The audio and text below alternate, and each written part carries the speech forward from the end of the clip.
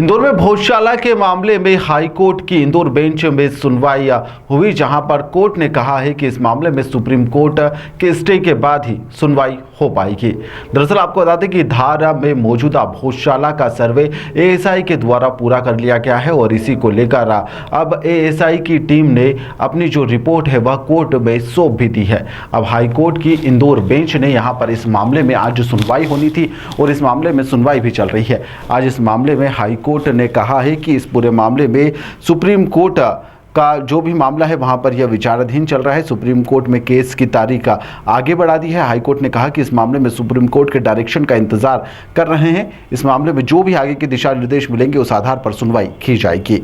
देखिए, आज उच्च न्यायालय इंदौर के डबल बेंच के समक्ष भोजशाला के मामले में सुनवाई निर्धारित थी, जिसमें आज सुनवाई करते हुए डबल बेंच में समक्ष कुछ पक्षों को कॉपी नहीं रिसीव हुई थी।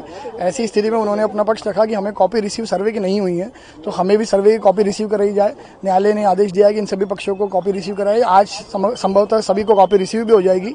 इसके साथ ही मुस्लिम पक्ष की ओर से इंटरवीन इस पिटीशन में रिस्पोंडेंट बनने के लिए सुप्रीम कोर्ट में भी पूर्व में आवेदन दिया गया था, जिसमें सुप्रीम कोर्ट ने कहा था कि आप उच्च न्यायालय इंदौर का तरफ अपना रुख अपनाइए।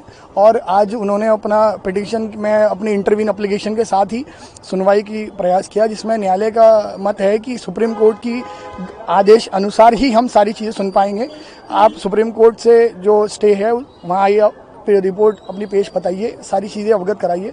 वहाँ के आदेश के बाद हम किसी भी पक्ष को सुनने में समर्थ रहेंगे। लेकिन कोर्ट में काफ़ी देर बहस हुई, काफ़ी तर्क रखे गए आप लोगों के द्वारा, लेकिन कोर्ट का क्या कहना था? चूंकि आज सुनवाई होनी थी, आदेश निकलने थे जो एसआई की रिपोर्ट पर थे। देखिए, आज रिपोर्ट क्योंकि 15 तारीख को रिपोर्ट पेश हुई है, आज न्यायालय के समक्ष तारीख थी, आज ऑन रिकॉर्ड वो रिपोर्ट न्यायालय के समक्ष आई है।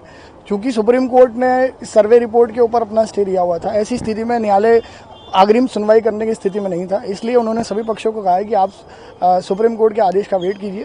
सुप्रीम कोर्ट में जो भी आदेश होता है वो आदेश होने के बाद इस न्यायालय को अवगत कराते हुए फिर इस न्यायालय की अग्रिम तारीख आपको मिलेगी। ऐसा भी सुनने में आया कि मुस्लिम पक्ष ने पूरा ही मामले की सुनवाई सुप्रीम कोर्ट में करवाने की बात रखी। नहीं, ऐसा कुछ अभी तक कुछ नहीं आया। आज की सुनवाई का क्या निर्णय निकला? देखिए, सब सुप्रीम कोर्ट जब तक अपना मत क्लियर न करे, सुप्रीम कोर्ट के मत के बाद ही ये न्यायालय सुनने की स्थिति में रहेगा।